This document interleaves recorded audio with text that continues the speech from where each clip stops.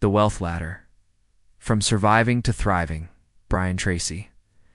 From the moment you acknowledge that getting by is no longer enough, your journey up the wealth ladder begins. Imagine standing at the foot of a grand staircase in a quiet early morning. The air feels electric with possibility. You take the first step, determination, and feel the solid wood of ambition under your foot. That first step is simply survival. Remind yourself why you started in business or invested your capital. In the first place, maybe you were driven by a single paycheck that barely covered expenses. You recall the nights spent crunching numbers, cutting costs, and hustling every lead. Survival taught you discipline. You learned to track every dollar, negotiate every deal, and wring value from every resource. In those early days, your world was ruled by cash flow. You lived hand-to-mouth, reinvesting profits just to keep the lights on. Yet in that grind, you discovered resourcefulness. You turned downtime into opportunity, cold-calling prospects on evenings when your factory machines sat idle, bartering services with a local designer in exchange for social media graphics. You learn that scarcity breeds ingenuity. As month follows month, you feel a pull upward. The next step on the ladder shimmers: stability. You commit to building an emergency fund, 3 months of expenses parked in a high-yield account. Negotiate better payment terms with suppliers, so you're never scrambling for inventory. You set up automated bookkeeping. Suddenly, your mornings are calmer. You can weather a lean month or a delayed invoice. Stability feels like breathing without a weight on your chest. With stability comes confidence. You start talking to peers, other entrepreneurs, investors, advisors. You share lessons learned over coffee chats and online forums. You open your books to a mentor who asks tough questions. What's your true cost of customer acquisition? How could you increase lifetime value? Those questions sting at first. But you refine your model. You test new channels. You discover that raising prices slightly while improving your service actually attracts more committed customers. That breakthrough lifts you to the next rung. Growth. You remember the story of Anna, a solo consultant who spent her early years flying 2 client sites for every meeting. When she set up an online course and group coaching model, her revenue doubled without doubling her hours. Inspired, you map out scalable offerings, digital products, retainer agreements, licensing deals. You invest in systems, a CRM, an email automation tool, a simple landing page builder. Soon you see compounding returns. Sales funnels hum in the background. A small ad spend generates leads day and night. You reinvest profits into targeted campaigns. You hire a virtual assistant to handle routine tasks, scheduling calls, processing invoices, managing social posts. You free up your time to focus on high-value activity strategy, partnerships, product innovation. By month 6, the ladder's next platform beckons.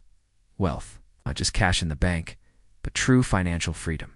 You diversify assets. Now you buy a small rental property, careful to run the numbers on rental yield and maintenance. You allocate a portion of profits into a low-cost index fund. You maintain liquidity in your business so you can seize opportunities, acquiring a competitor's client list, investing in a promising startup, or expanding to a second location. Wealth brings perspective. You realize that money is a tool, not the goal. You define your metrics: impact, legacy, influence. You set a giving budget, teething a percentage of profits to causes that matter. You mentor younger entrepreneurs on weekends. You host workshops in under-resourced communities. You feel your purpose expand beyond your own prosperity. But thriving isn't a final destination. It's a dynamic state. You ascend to the highest step of the ladder: legacy.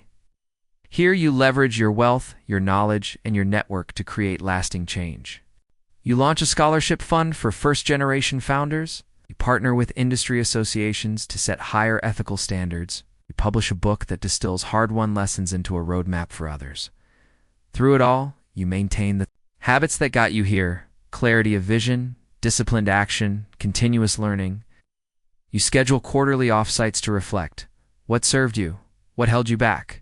What's next? You guard your time like the precious resource it is, delegating, or eliminating low-value tasks. You cultivate resilience through self-care, daily movement, regular breaks, meaningful time with family and friends. Along the way, you face tests, a market downturn that wipes out a year of gains, a partnership that dissolves, a health scare that forces you to pause. Each test reminds you that the wealth ladder is not a straight climb, but a series of ascents and plateaus. In each challenge, you apply what Brian Tracy calls the law of continuous improvement. You ask, what can I learn? How can I adapt? You tweak your value proposition, rebalance your portfolio, adjust your marketing message in these moments. You find that thriving depends on both strategy and spirit. You nurture your mindset. You practice gratitude each evening, listing 3 wins and small ones. You affirm your long-term goals each morning. You visualize the next rung of your ladder, step by step, feeling the texture under your fingertips before you climb. You reinforce that success is less about luck and more about consistent, focused effort. As the months turn to years, you look back at the staircase behind you. It's the first rung. Survival and stability feel distant now, but you honor them. They taught you humility and grit. The middle steps, growth and wealth, fueled your confidence and creativity. And the upper rungs, thriving and legacy, bring you joy and fulfillment, yet you also see new ladders emerging. Perhaps you'll build a holding company to incubate multiple ventures. Maybe you'll write the next chapter in your life as an investor, funding innovators who will solve tomorrow's problems. You may choose to scale globally or shift focus to social entrepreneurship. The point is not to rest at the top. It's to keep climbing, keep learning, and keep giving back. One day, you might return to that quiet staircase at dawn, but the steps feel different under your feet, now broader, more sure, each one forged by experience. You smile, knowing that climbing the wealth ladder transformed more than your bank balance. It shaped your character, your relationships, and your impact on the world, and as you step forward into your next adventure, you carry this truth.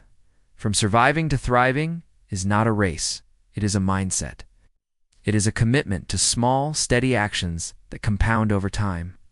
It is the courage to take that first step again and again, knowing that with each ascent, you lift not only yourself but everyone who follows behind.